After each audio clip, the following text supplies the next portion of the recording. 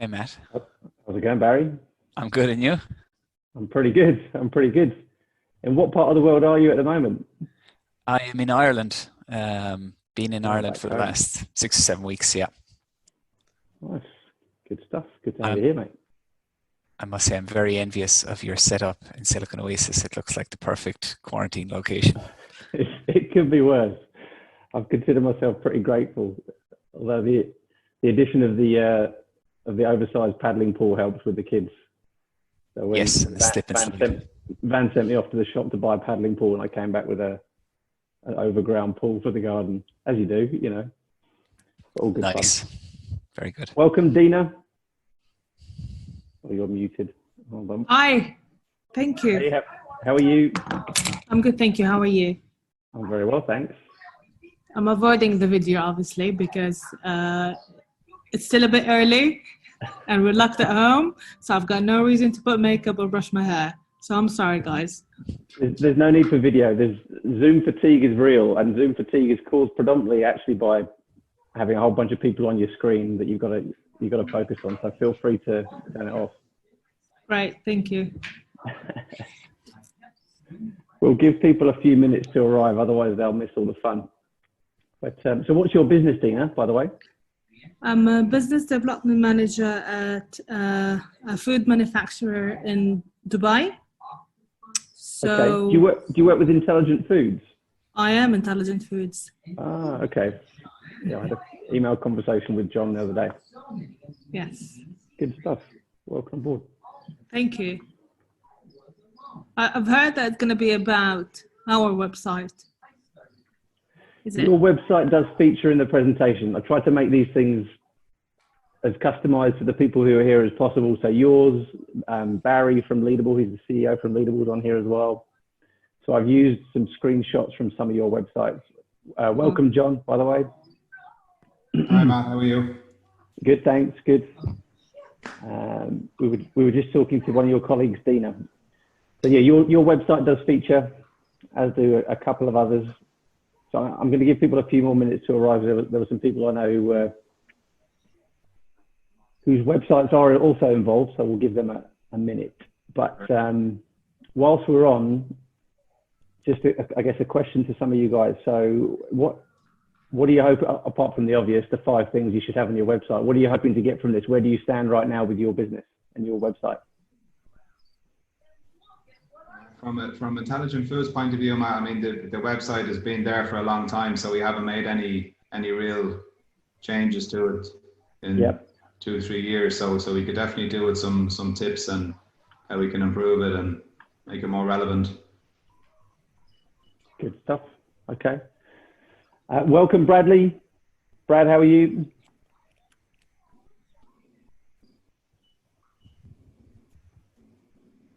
He's still logging on, or he's gone to get a coffee.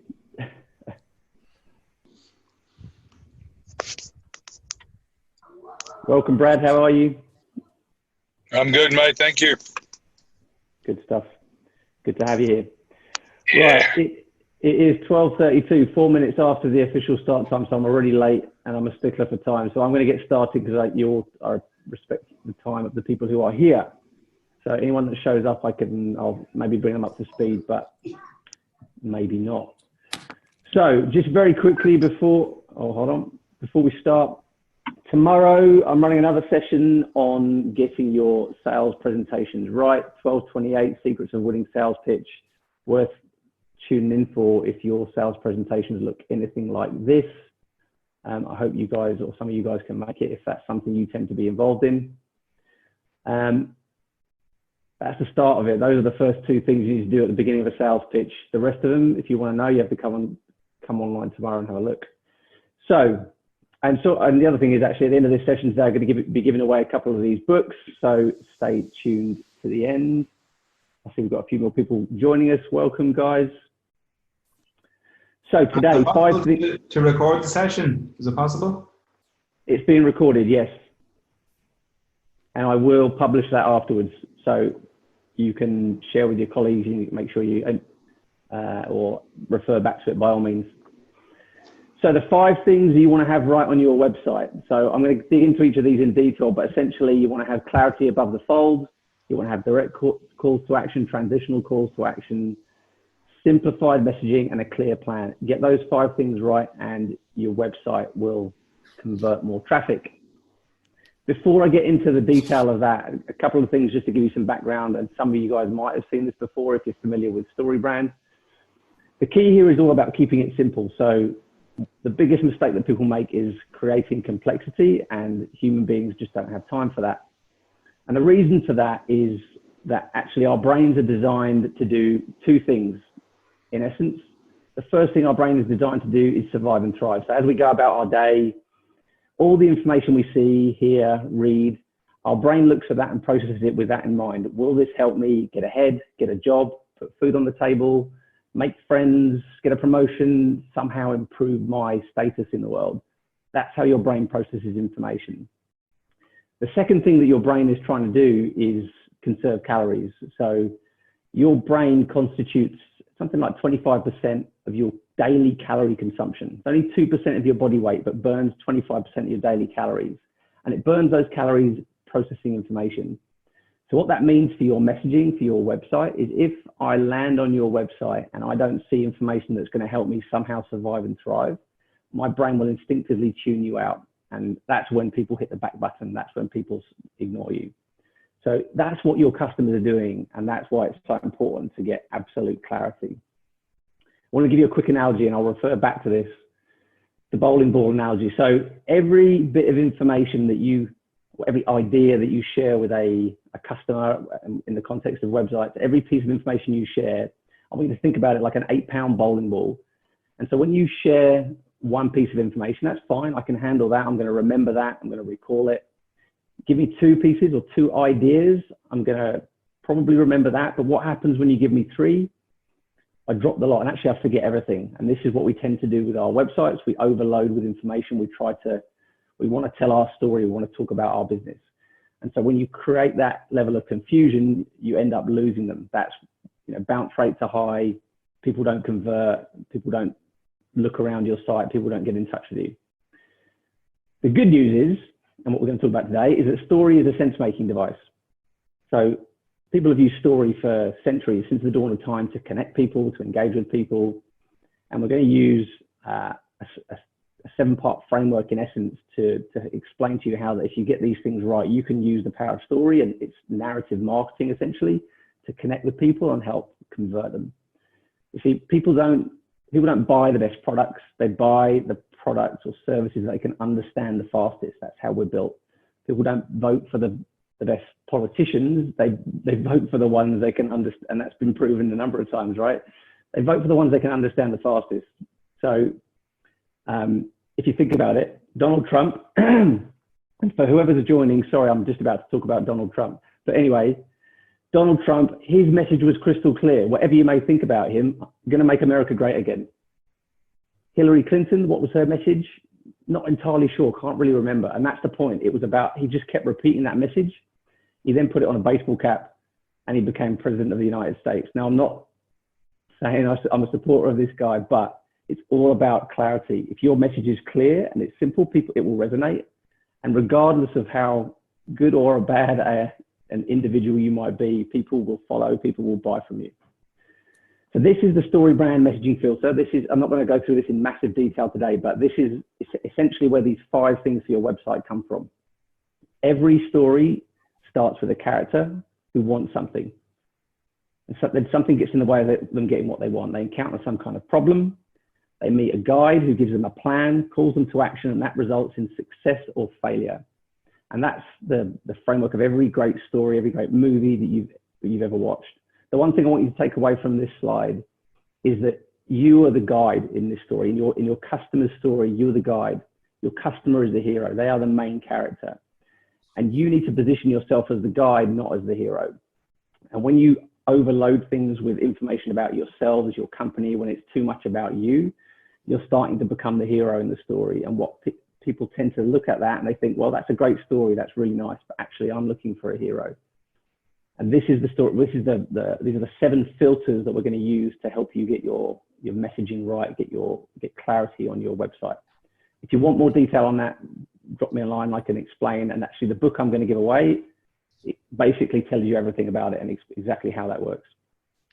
So,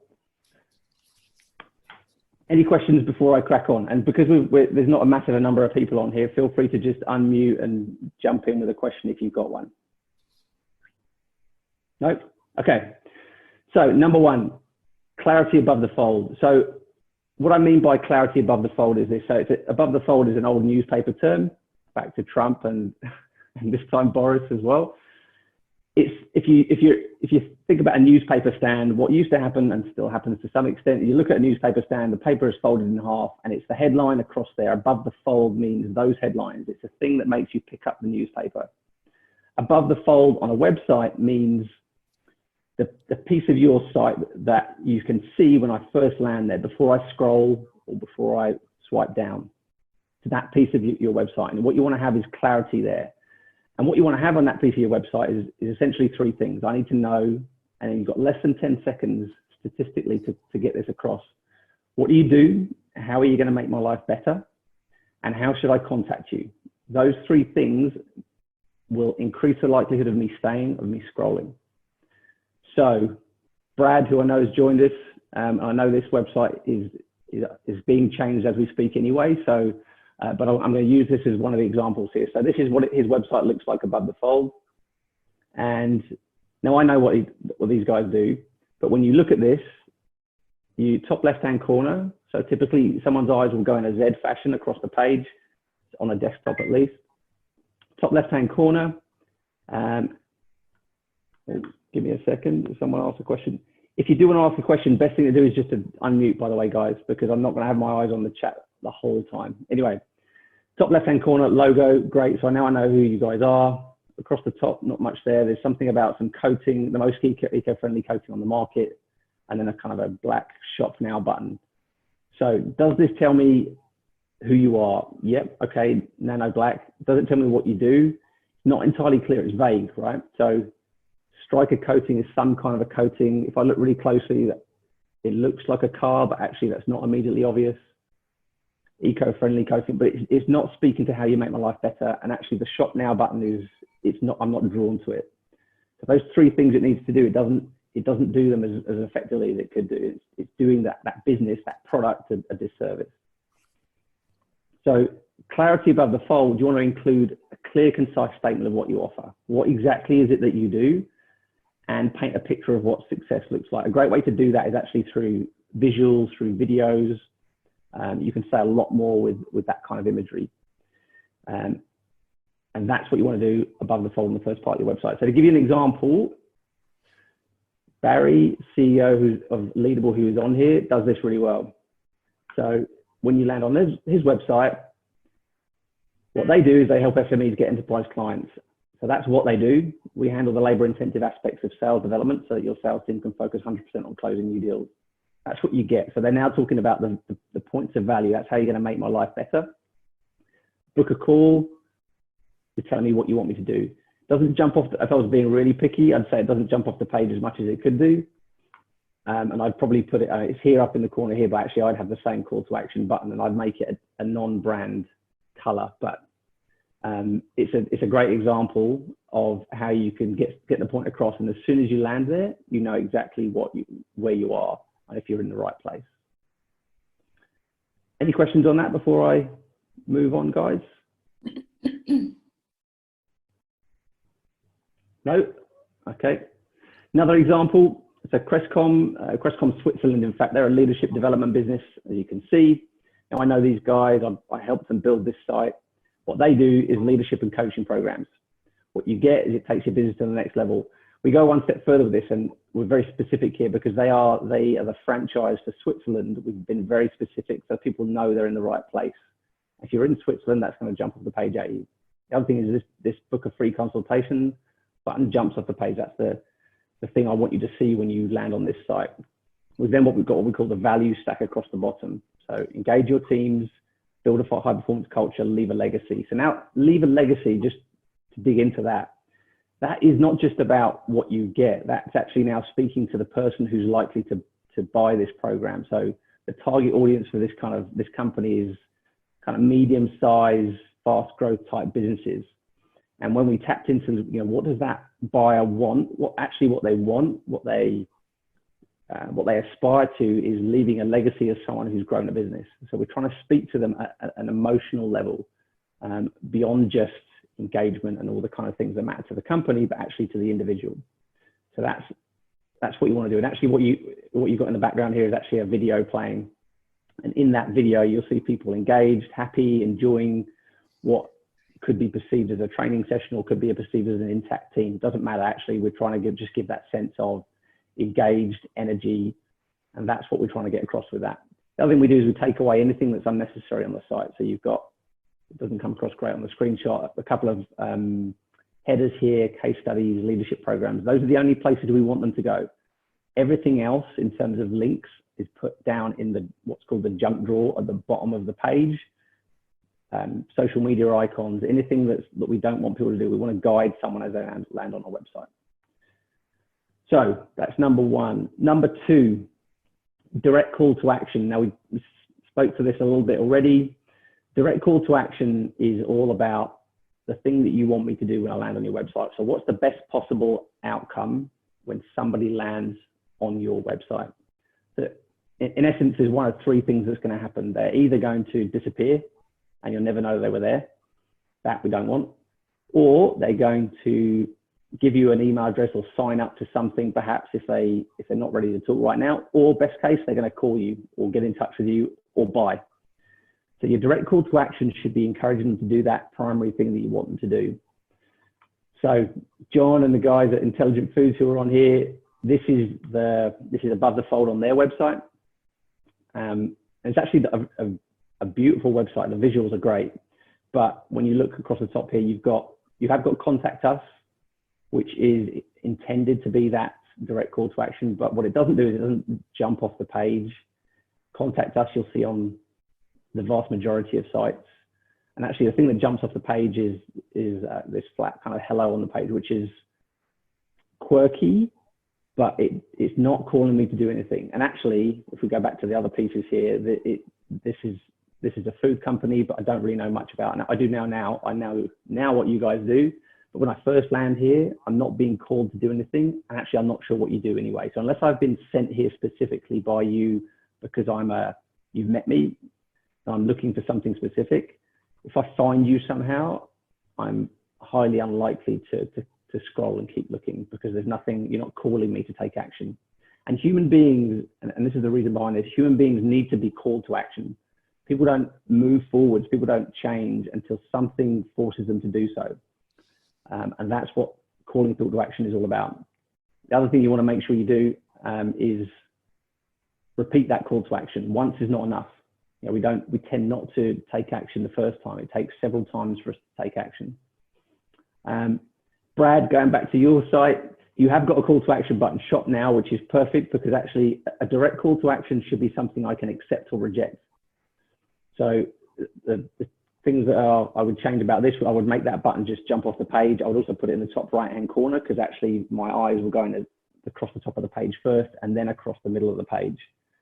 Put a call to action button there and then repeat it, shop now, and make it a non-brand color that I'm immediately drawn to. So you're telling me what to do on the top of the page. And when I say accept or reject, I mean, don't be passive. So the analogy I would use here would be a dating analogy. It's a bit like walking into a bar and walking up to, a long time ago since I walked into a bar and walked up to a girl, but anyway, and saying, so for example, do you want to know more? So people will put that on their website. Would you like to know more? Learn more? Get more info? You walk up to a girl and say, get more info or learn more. She's going to look at you blankly. She's not going to know what you're talking about. You need to walk up to that girl and say, would you like to go for coffee? That's something I can accept or reject. All right. And that's what your call to action needs to be. You need to think about it. When you say it to someone, is that something I can accept or reject? Schedule a call. Shop now, buy now, book a call, something direct. So that is your direct call to action, and then repeat it. Put it several times throughout your site as you scroll down. Yeah, call to action, repeat the call to action once is not enough. Oh my God. Any questions so far? It's really good content, man. Good. Thanks, Nathan. I appreciate it. Do you know what? You sit at the end of these things and everyone's kind of sat there quietly taking it in. You're thinking, I wonder if these guys are still there or they're taking interest. But so I appreciate the feedback. Because I think like all of these websites, you go in with, looking at others or your competition, what are they doing? And you've got some good ideas, but webinar like this is just great. So this will work. And this, you need to refine to make it work better. Good. No, I appreciate it. And like I said, for me, it's all about, there's a lot of webinar fatigue and these things where you go to and you kind of get some vague insights. But actually, for me, it's got to be specific. It's got to be actionable. These are things that you could literally go away. If you've got control of your site, you can go and change them today and convert more visitors. What's your business, by the way, Nathan? I got made redundant as COVID came into effect. I work in the events industry. And so I spent the last month writing content for a new website that I'm hoping to launch that educates expats who are moving to cities for the first time and fast tracks their experience. So rather than having to dive all around the internet to find, how to get a driver's license or, how to hire a car, it's got it all in one place. So it's just value packed at your fingertips. Awesome. When you've got it, any stages, I can have a look at it, but feel free to send it over. I'll have a look at it for you, buddy. I'd love to see what that's all about. Yeah. So thanks, this one on the screen now, this is another client of mine, Kinfits & Co. Again, direct calls to action. So they actually have two audiences, sales people who they are trying to get to find jobs, and then clients who are trying to find sales talent. So they've got direct calls to action there. They also have what we call a transitional call to action, which I'm going to come on to now, which is that download now button. Another example, just right in the middle of the page, could be brighter, but very clear with guys that inspire selection. So a transitional call to action is something that enables you to collect an email address. So if I land on your website and I disappear because I'm not ready to buy right now or to engage with you right now, you'll never know I was there. And you've also got no way of then personalizing your follow-up to me.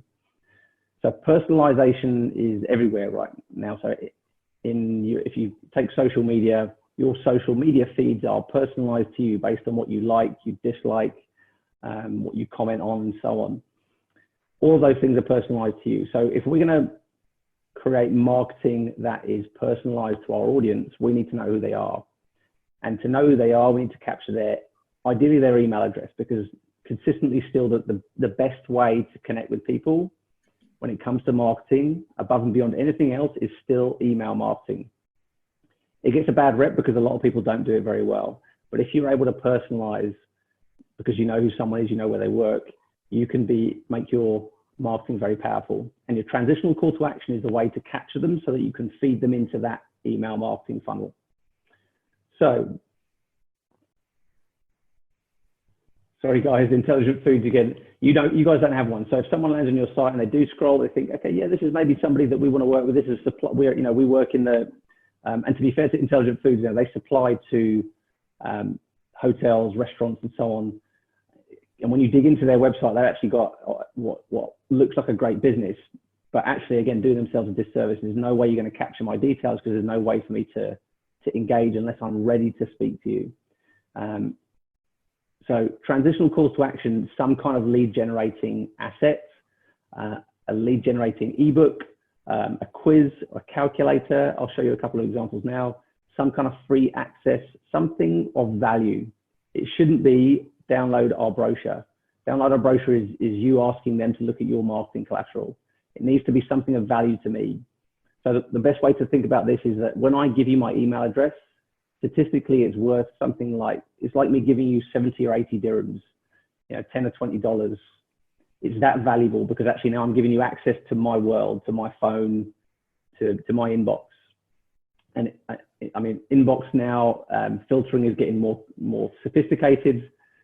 So it's important that when you do capture this, you've got a plan to follow up, but you've got to have something there in the first place. So to give you some examples, so this is actually a new part of my business, a new stream within my business, virtual work and event space.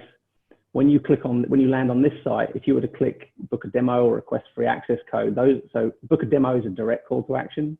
Request free access code is a transitional call to action. So you're not going to have to engage with me or talk with me or speak with me. You're not putting yourself at risk. It's lower risk. But what happens when you click that is this screen will pop up, and all that is a MailChimp landing page that pops up, captures your email address, gives you the access code so you can go and try out this whole virtual workspace for yourself.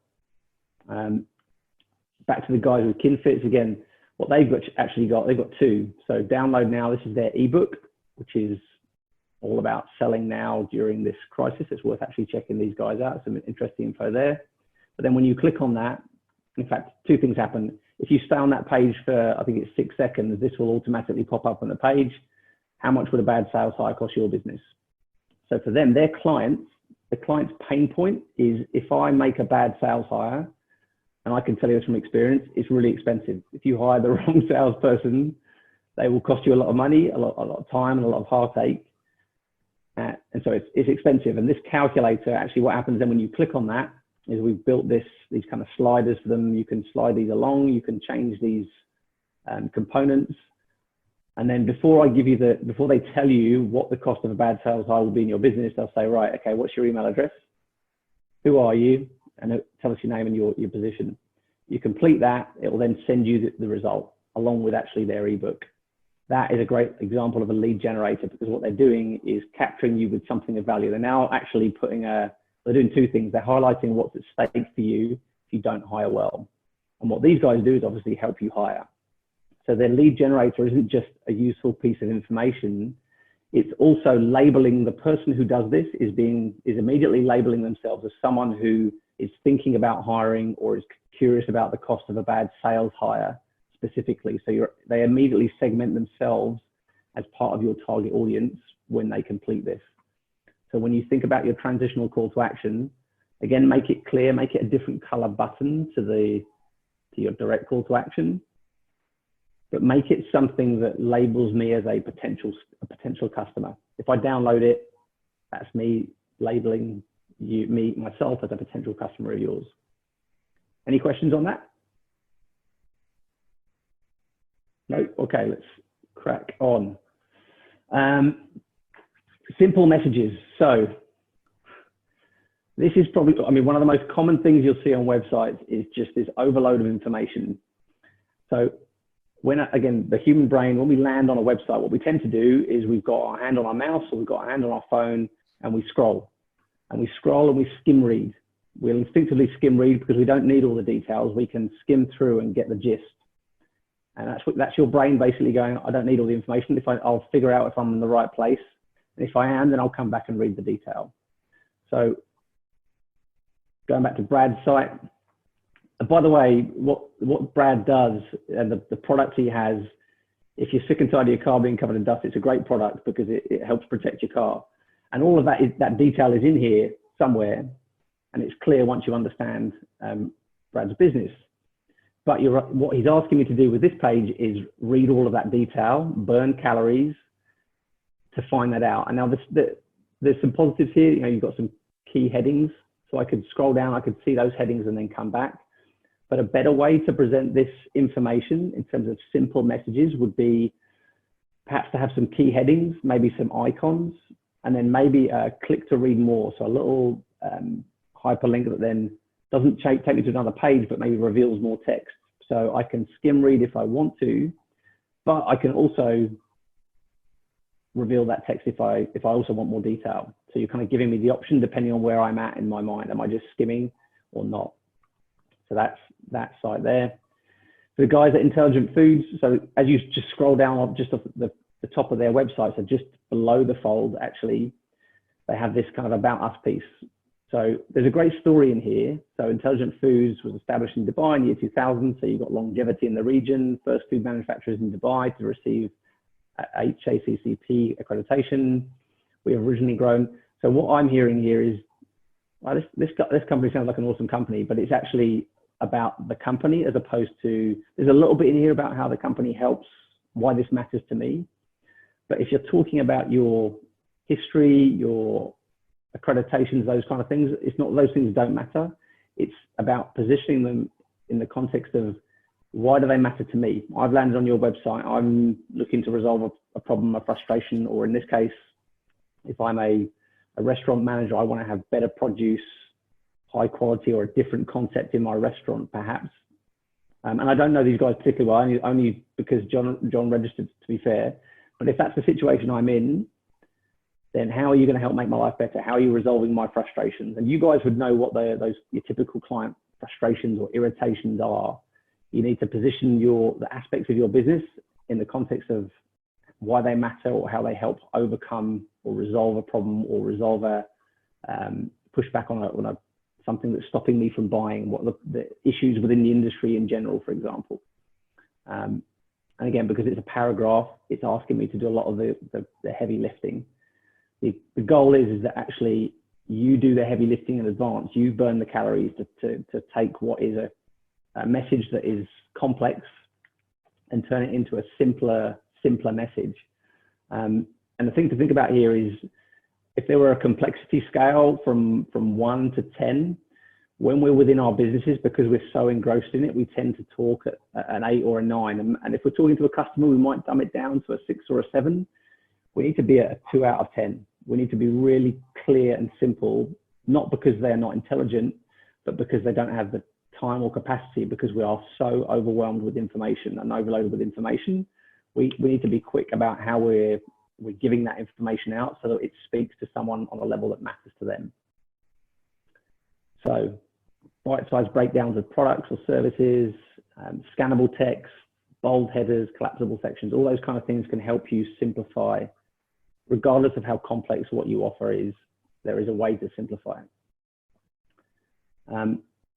Any questions on any of that, guys? I don't have a question specifically on that, but a prior point that you mentioned about the header sections. Yep. How far should you trim that down? I'm wondering. I guess so above the fold, you're talking about the headers, the kind of like the contact us, home at the top of the page. Exactly. Yeah. I like the point that you had there about having only what you want them to see. And I wonder, is there a counter argument of, I guess my initial fear hearing that is that somebody would land onto the website who has never seen or heard of us before, and they would potentially think that maybe it's a brand new website because it's very bare. So I was wondering if you've come up against that. Yeah, it's often a debate. So the typical conversation would go like this with the clients I work with. Yeah, but we think we should put this and this and this and that. And then you put them all in there. And what I tend to do is say, okay, well, let's put them all in there. And then now let's talk about them. What's the purpose of this link? Where does it take me? And it's not that it's not about having none. It's actually about, does that take me somewhere else? And then does the page that takes me to, has that also been scripted in a way that it kind of takes me through a narrative arc? So it's fine to have them as long as it's taking me somewhere that maybe I'm skipping to a specific. So I might be a type of customer, or I might be a specific industry or a size of customer. And so you can help someone skip through the need to go through your homepage and take them to somewhere else. It's almost kind of like think about, you think about your customers, and it might be the size of that customer, for example, for one of the better example.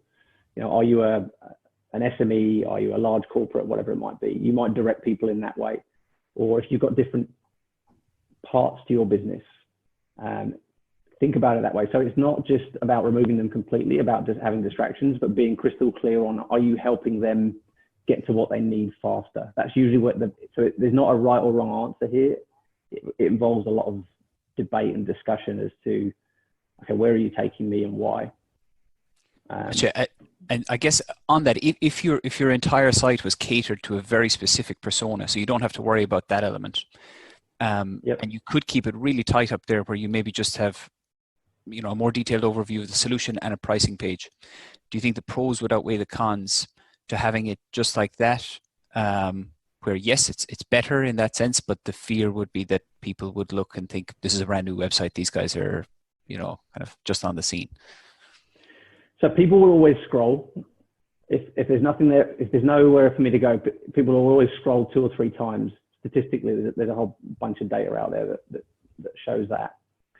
So what you want to make sure you then do is you then reinforce that you're not just new on the scene, and that's why your website is simplified, as simple as it is. And the way to do that would be, for example, with authority. So when we talk about, when I explained about being the guide as opposed to the hero of the story, the characteristics of a guide are empathy and authority. So empathizing with their frustrations and then positioning yourselves as the guide. And this is where you do talk about your business. And those could be case studies, those could be statistics. So case studies are a great, or testimonials are a great way to remove that from someone's mind entirely. So even if that's a first thought, they scroll down, within a couple of scrolls, you might have, you know, a row of logos, for example, of customers you work with, and immediately in their mind, they're like, oh, okay, these guys work with some big names, for example. Or case studies, if you've got them, testimonial videos. And when it comes to testimonial, you want to be able to try and present stories of transformation, as opposed to, if you said to someone, hey, can you write me a testimonial, and they were a great customer, what they'll tend to say is, yeah, it was great working with Barry. It was really nice. You know, the communication was great. They'll wax lyrical about how nice it was. But what you need to do is make sure you're asking them specific questions. And there's 3 parts to that. So where were you before you started working with me? What were your frustrations? What was your experience of working with me? And where are you now? And those 3 things will give you the copy to be able to write a story of transformation when you then put it on your website. And then you can, I mean, video them as well, as you can do. But if you just ask them those 3 questions and give you the answers, and then you can paraphrase and cut out the huge detail. But to that point, I would say build authority into your website. I don't think your site has anything like that. Not that from memory, from looking last time. I think one of the things you'd probably be missing, you've got some logos on there, but stories, you know, client stories. Yeah. Okay, that sounds good. Appreciate it. Yeah. Hi, Matt. I have Hello. a question. Go for it. Yeah, so this is about the transitional CTA that you mentioned in the previous section. Yep. We were talking about how it should have lead generating, you know, either a button or a form that leads to them giving your email address. But to that point, considering this appears on the fold that we were talking about, it essentially means that we have 2 CTAs. We have one, which is, let's say, it says shop with us, or a very clear message of someone who knows the website, who comes there, they know what they have to do, and they click on this button, order now, or things like that. But the transitional CTA is another button that takes them to somewhere. For example, the website that you showed, it has 3 buttons on the fold, where there was download now, and there was calculate for us, and there was one more. Isn't that a little confusing as a customer who's coming to a website? That wouldn't they be confused with multiple messages? So it's a great question, and it's a good point. So if I go back to that, let me show you that. Where was it? This one. No, not this one. It was before that, actually. This one. This one. Yes. Right. So they have 2. So when we went through this process, the first thing we do with them is we sit down with the guys, Liam and Ben, the founders of this company, and they actually have 2 audiences, right? So there's 2 types of people they're looking to reach. One of them is a client that's a fast growth, kind of normally a seeded business who's got funding and they need to hire salespeople fast. That was the specific audience, right? So that is find me sales talent. And the other one is then sales talent, so salespeople that they want to connect with. So find me a sales role. So if I land on their website, if you put yourselves in the shoes of a salesperson right now who's out of work, their eyes are drawn to find me a sales role, because that's why they've ended up here. If I am the founder, the CEO of a startup, and I've just received funding, the situation that person finds themselves in is they're under pressure to hire salespeople fast. So their eyes are drawn to find me sales talent. So you make a good point, and this is one way of driving people, because the person will see what they want to see. If you see what I mean. Beautiful. The third button right? So the idea of having more than one, so having a transitional call to action, so I'm going to skip back to where I was. The idea of having that is, if I'm not ready to buy, so let's go back to the dating analogy. If I walk up to a lady in a bar and say, you know, will you get coffee with me? That's a direct call to action, right? If I walked up to her and said, will you marry me? Sorry, will you get coffee with me is a transitional call to action. If I walked up to her and said, will you marry me? She's going to look at me and go, back off, you're a weirdo, right? When you put a direct call to action, buy now, that's will you marry me? When you put a transitional call to action, that's will you go out with me? So you need to go on a couple of dates first before you can ask the girl to marry you. So the idea is that you're building up credibility and authority with the customer until they're ready to buy. So they'll probably come back to your website a few different times before they're ready to buy. So the idea is that your transitional call to action captures them earlier on in the sales funnel so that you can then send them emails that offer more value, that help position you and reinforce your position as a point of authority. So that when they do think about, okay, I need to solve this problem now, they are more likely then to come back to you because you're front of mind. Or if they do come back to your website, they're ready to buy now. So it's about capturing people at different points in time in their buying decision. Right. Does that make sense?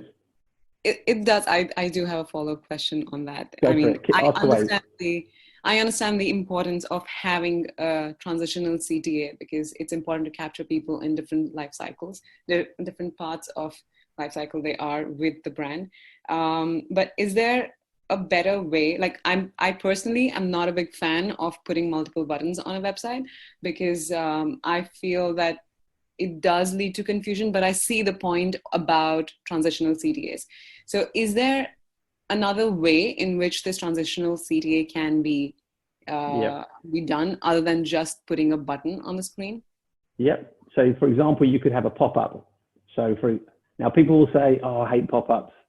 Doesn't matter how much you say you hate them, people click them. Mm-hmm. Again, data out there that proves this. So you could have, and there's different ways to do that. It could be it might come up, for example, after you've been on the website for 10 seconds or 7 seconds, you can set those things. Or it might be that when you hover your mouse over the X in the corner, you can set the pop-up to come up on the screen as they look to leave your website, and it kind of highlights something that makes them think, oh yeah, actually, I'd like to download that or I'd like to access that. So it doesn't have to be a button. It could be some kind of agile pop-up message that comes at a certain point in time. So that's a different way to do it. Right, so it can be like a pop-up form or something which just captures an email address, for example. Yep, there's different ways you can do it. So you can have them, and these are all actually very easy to set up. It's not complex coding or anything like that. It's actually very straightforward to set up. So it will just pop up on your site, and you just make a decision, and that's usually then if you're getting a developer to develop your site, you want to be having a conversation with them about who your customer is, what's the persona, what's their state of mind when they're perhaps on your website, and does it make sense for it to be passive, i.e. a button is more passive, or a pop-up that pops up on the screen and fills your screen, and then it's okay, does that pop up at the point that person is looking to leave the website, or does it pop up when they're kind of halfway scrolling down, or does it pop up at a certain point on the website? Different things you can do. Sure, yeah, thanks. Okay. Matt, would you change what information you put if you're viewing via mobile? It depends. Is the answer? There's not a single answer to that. I would adapt it slightly. You want to make sure you 100% want to make sure your site is mobile optimized. Yeah. So the layout will be slightly different, and then there may be components of your site that just don't work on mobile. But ideally, as much as possible, you want it to be simple enough that it can translate to mobile without removing elements. Okay.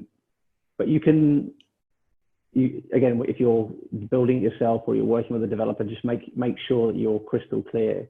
And depending on what your business does, for some businesses, it makes sense to build the site for mobile and then work backwards to desktop. Oh, yeah. And for some, vice versa.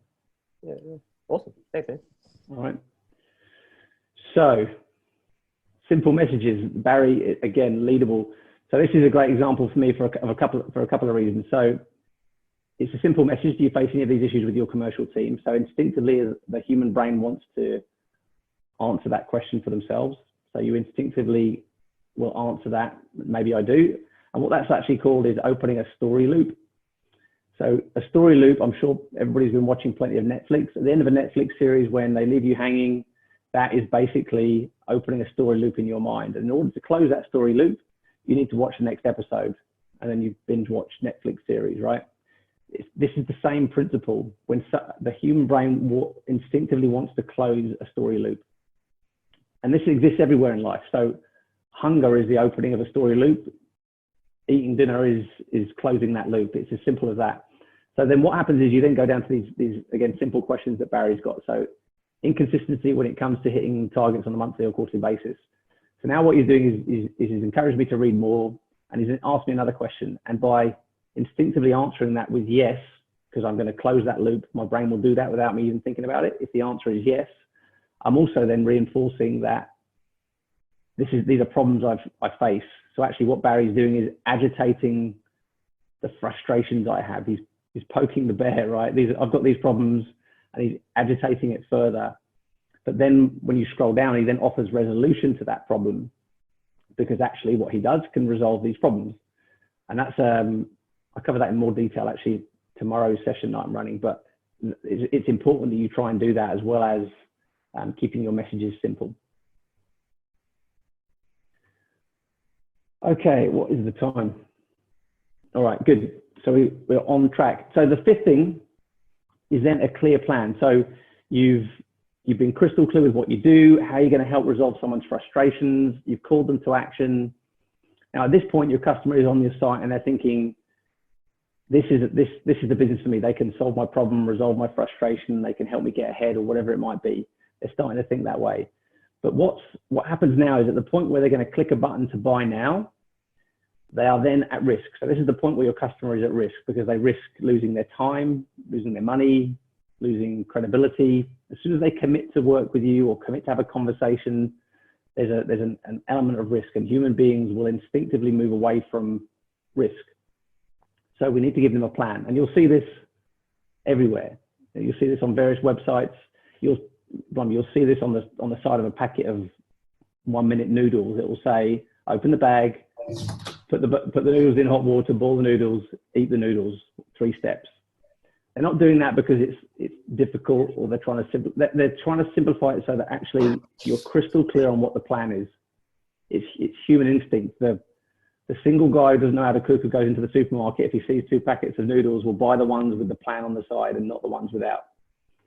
That's how the human brain works. So you need to give your customers a plan they can follow, and ideally a 3-step plan, maximum 4, never more steps than that, regardless of how complex it is to work with your business, or what it is that you do may be incredibly complex. Break it down into some simple, either phases or sections, simple steps that can help me see what's going to happen. And what you're doing there is you're helping me mitigate the risk and the concern I might have.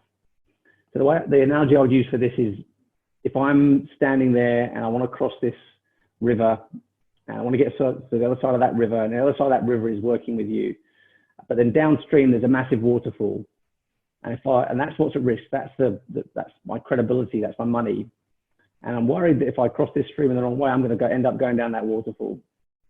The plan is like putting 3 stepping stones across the river. Step here, step here, step here. I'm going, oh, okay, actually that's not so hard. I can do that.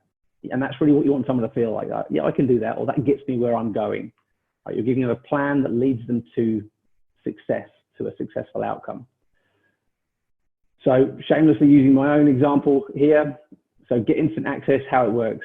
Request, and again, there's parts to this, right? So I've used, again, the bold headers, request access code, download the app, access virtual campus, right? 3 steps.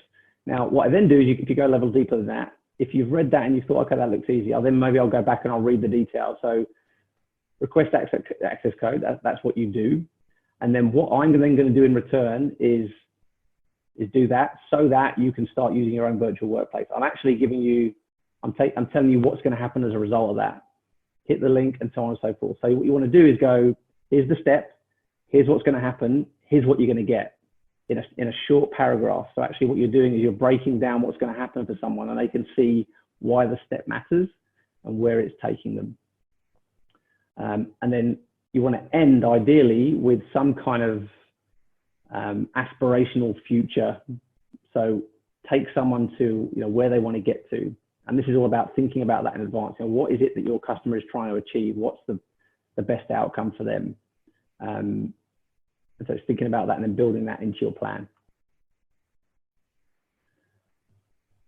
So those are your five things. Get those 5 things right on your website, and your website will absolutely convert more visitors into leads, and it'll help you collect email addresses, help you build a marketing plan that drives your business forward. So you guys have been great. You've been asking questions as we've gone along, but anything specific now we've come to an end, or anybody that's not where we've not had their website on the screen want to volunteer to put it up and we can have a look at it live?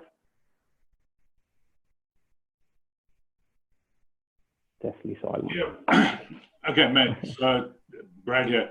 Hey, Brad. Good question. I mean, if you go onto my website, okay, and I'm very glad that this one is being changed, because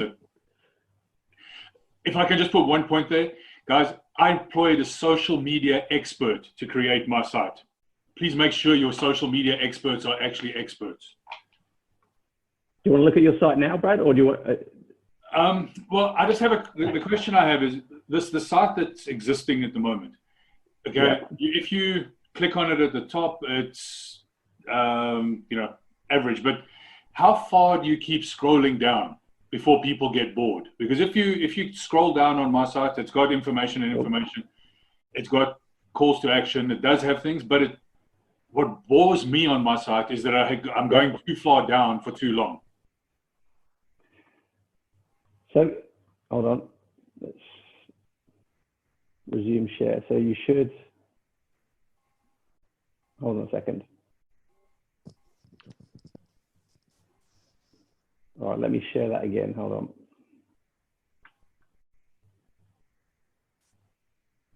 Just traditionally, one-page websites are great as sales funnels for like e-commerce products, right? It just depends. I think if your business is simple enough and you don't need complexity, then don't add it. Yeah. So how far do you want to scroll down? You don't want it to be too much. I mean, yours is. I wouldn't say that yours is. If this is yours now on the screen here, Brad, I don't think it's too long. I just think you're not making the most of the real estate, would be my feedback. So if you look at the length, let's go through that, right? So that should be on everyone's screen right now. Okay, so 1, 2, 3, that's 4 scrolls. If I scroll 4 times using my mouse, that gets me to the bottom of your page.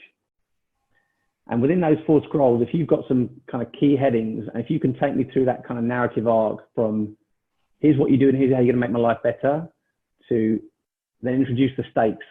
What's at stake? What's the problem? So go back to Barry's website, that example. So you should see Barry's site. So this is basically the stakes. If you look at Barry's website, that you're essentially introducing what's at stake. Then you introduce some resolution to that. Here's how we resolve that. Then you might introduce some points of authority, your product, and you can do that real quick. It doesn't have to be complex or detailed. So does that answer your question? I mean, I think there's nothing wrong with the length of your site. It's just the way you use that real estate. Okay. Then one other question. I mean, you mentioned using videos and things like that. Is there an idea of an ideal length video to grab attention without people then closing the video and moving off because it's too long to, you as you were saying, you're burning calories on a video? Yeah, I mean, how long should a video be? That's a great question. I think, again, the answer depends. I think you want the videos to be short and catchy. I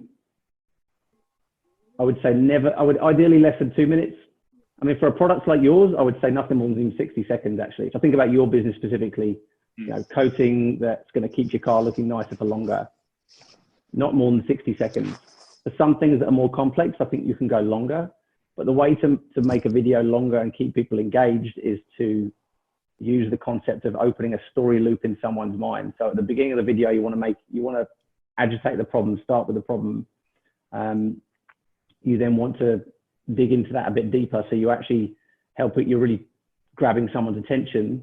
And then as you go through that video, you introduce resolution to that, but not too quickly. Because actually human beings they will want resolution. So as I watch that video, I'm going to keep watching if I feel like I'm going to get it. Or if there's something going to come later. So for example, at the beginning of this, I've said, right, at the end of this, I'm going to give away a book, stay to the end to watch it. It's little things like that you could do to keep somebody watching that video. Okay, great, thanks. Matt, thank you so much for such an informative webinar. Really appreciate it. I'm a psychotherapist, so I'm in the process. Somebody else is writing a website for me, and I am going to go back to that person to give him some valuable feedback from what I've just learned. Fantastic. Awesome. Great information. I have to shoot off, and wishing everybody a wonderful day. Thanks again for your lovely webinar. No problem. Do me a favor, make sure if I post on LinkedIn, just comment back or like the post. That helps me get a bit of exposure as well. Absolutely. Yes, Legend. absolutely. Good stuff. Have a great day. And you too. Bye for now. Bye now. Any other questions, guys? No, man, that's a really good kind of five keys you need. So Awesome. Take that, put it in the toolkit, and once I finish the content, start putting this to the website. Like I said, share that site when you've got it ready. Nathan. So that is pretty much it for today. Those are your 5 things. I'm going to put this video up over the next couple of days anyway. But what I will do is after this session, at some point before the end of the day, I'm going to post on LinkedIn just to follow up with this book. Please tag someone that you think might find it valuable. If you tag someone, I'll select a few people. I'll send you and that person a copy of the book for free. So feel free to do that. And one final thing, I've obviously referred to this a little bit during this session, but we're going to be actually running some virtual networking in this kind of virtual workplace. So if you're curious about and this, you can see a picture of what it looks like here. It goes way beyond using Zoom. It's next generation 3D virtual world. We're going to be running some networking in that space over the next couple of weeks just to give people some exposure to it. So if you're interested, drop me a line and I'll make sure I include you in the early kind of experiences that we're going to be running. Otherwise, that is it. If you've got any questions, please do shout. Otherwise, thank you so much for taking part. Cheers, Matt. Thanks for the session. It was very, very good. Appreciate it. Yeah, thank you. No worries, John. Thank you very much. Thanks, Matt. Very good. Great timing as well. Cheers, guys. Thanks. All right. Cheers, Barry. Bye-bye. Bye.